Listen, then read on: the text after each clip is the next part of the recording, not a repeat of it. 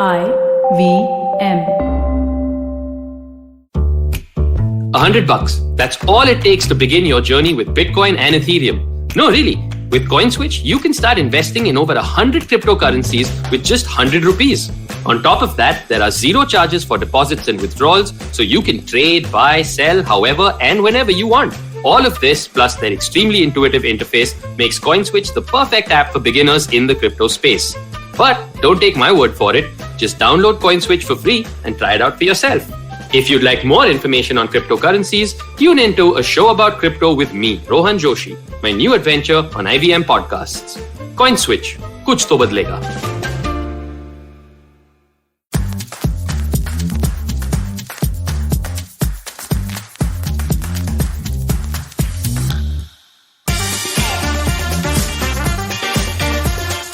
I'd just broken up with my partner and we were in a relationship for about 8 years.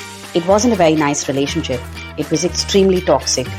And while it wasn't physically abusive, it was emotionally traumatic. But my partner keeps messaging me and wants to be friends. I'm not able to say no. After all, we knew each other for 8 years. Shouldn't we now be friends? Wouldn't that be nicer? Also, I do miss my partner. It's hard. Sometimes I wish that this could have worked out. I don't know what to do. I mean, we're adults. Shouldn't we be able to be friends? If you are thinking that is my love story, nope.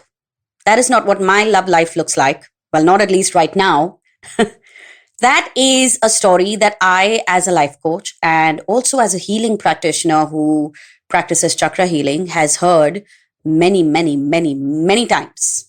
And the one question that I always get is, can't we be friends? I mean, he or she says we should be friends. Well, is it okay if we are friends? Hi, I'm Chetna. I'm a positive action coach, and this is my podcast called Say No to Drama.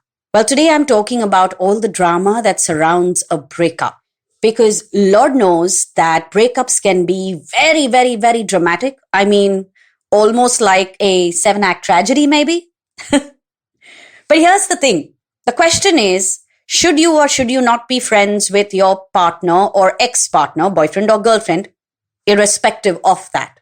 And here's my honest to God answer. At least for the first 6 months, in most cases, do not be friends. If it was a toxic relationship, if it was a volatile relationship, if it was a relationship that really had a lot of push and pull and a lot of different pieces of drama have been played out by you as well as your partner, then please do not be friends for a while. Block each other out. Why? Because you need a neutral, open, blank space to heal.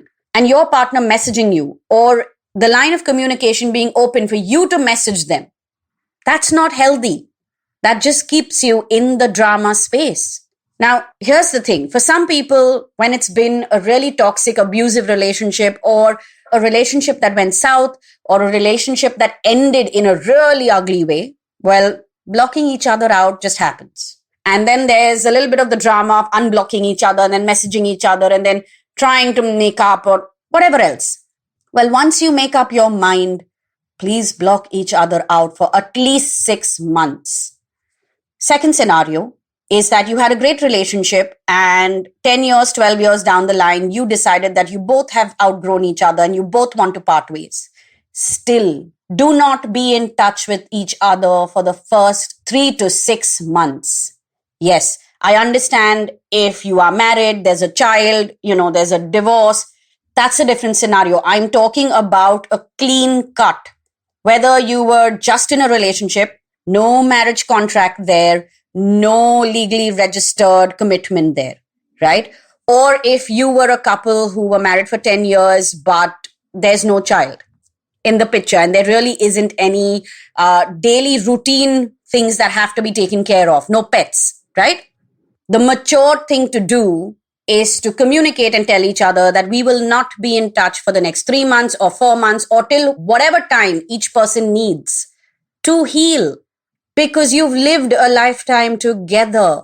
You cannot heal from it or move on from it or make peace with whatever has happened if you're going to be in each other's faces. It cannot happen.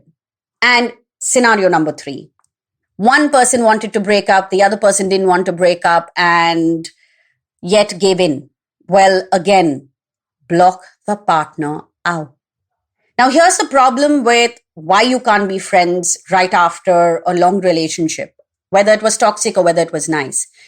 Like I have said over and over again already in this episode itself, you need time and space to heal. That cannot happen if you are in each other's space, in each other's face, or constantly in touch with each other. Remember one thing, when you are trying to heal from that relationship and your phone pings and that name flashes in front of you, it takes you back. It drags you back into that energy of pain and regret and anger and resentment and whatever else you may be feeling. I mean, breakups are hard enough without this added drama. You don't need this as garnish. So the question that remains is, can two people who have been in a relationship be friends? The answer is yes, it is a possibility in time. You don't have to not be friends. In time, you may become friends. But the logic that, we know each other and we've parted ways mutually, why can't we just be friends? We are adults. For the first 3 to 4 months, you need to give yourself space. You say that to yourself and you are giving that person some amount of right and some amount of space in your life. And so when you find a new partner or you decide to move on or they decide to move on and they go out dating, it's going to feel like a knife cutting you. Why are you putting yourself in a space to cause more pain? Put a pause to all communication. Sure, 6 months later, 10 months later, you feel strong enough, you want to be friends, you want to put this in a neutral spot, go right ahead and do it. But first, take the time out to heal, to understand who you became in that relationship, to understand the impact of that relationship on you, and to gather your lessons to say, okay, now moving forward, what do I want to experience? So again, in one word, should you be friends after breaking up? No. Well, at least temporarily, no. And I'll also say this to those who are out there dating. Well, you're still single and you've been ghosted by somebody, or, you gave something a shot for 2 months, 3 months, and it didn't work out, where the person disappeared on you abruptly, not really ghosted on you, told you that it's not going to work, etc., etc. Well, why are you friends with this person? Why do you want to be friends with this person, actually? If somebody who ghosted you comes back, then that person had better have a bloody good explanation. And no, I was too scared, I was intimidated, I felt uneasy. Please don't accept any chicken answers. If they felt too intimidated, they shouldn't be dating. Ghosting a person shows lack of basic etiquettes, basic manners. That person's basic value system is skewed. So think before you allow them into your life again. Yes, it takes a lot of courage to tell somebody to their face that, hey, you know what? It was nice. Hey, you know what? These last few dates have been nice, but this is really not what I'm looking for. For anybody out there who is dating, please by heart these words. It's a very simple 2-line message. Also, anybody dating out there, if somebody gives you this message, back off. Don't chase them. Don't try to convince them. Yes, rejection is hard, but they have a right to choose. And you not being able to accept it is your problem, not theirs. Well, before I take this entire episode onto another tangent and you suddenly feel like you just heard 2 episodes in one, I'm going to head out of here.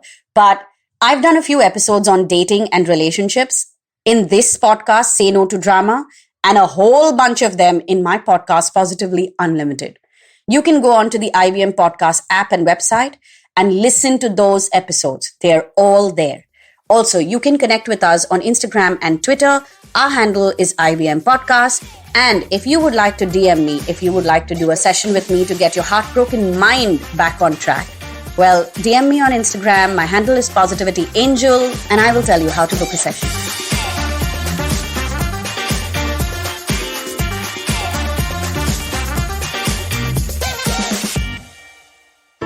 Hey everybody, it's been another great week on the IVM Podcast Network. On the Edges and Sledges Cricket Podcast from Delhi Capitals, we have their manager Siddharth Bhasin and marketing head Vaibhav Dar discuss with Varun what Nayi Delhi is all about and the life of players in the bio bubble. On Advertising is Dead, Varun talks to Masoom Meenawala, luxury fashion influencer, about her focus on wanting to elevate women in business. On Simplified, Chuck, Tony, Naren and Shriketh are once again joined by Bertie to talk about his love for vinyl records. On Tere Mere Raaste, Keshav takes us to India's biggest man-made lake, Bhopal Tal. And on Smile India, Shifa tells us the story of Monisha from Mumbai, who uses empty Tetra packs to create durable furniture for schools. Do follow us on social media. We're IVM Podcast on Twitter, Facebook, Instagram, and LinkedIn. And remember, if you're enjoying this show or any of our others for that matter, please do tell a friend. We really appreciate you spreading this. Word of mouth helps a lot. And finally, this week, we'd like to thank our sponsors, Cred, Bank of Baroda, Quarter, CoinSwitch, Kuber, Slay Coffee, and Intel. We really appreciate the support.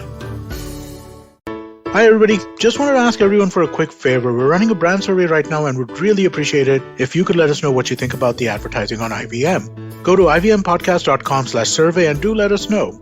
As part of this, we'll be selecting 10 random participants and sending them some IVM swag, so do fill out those surveys.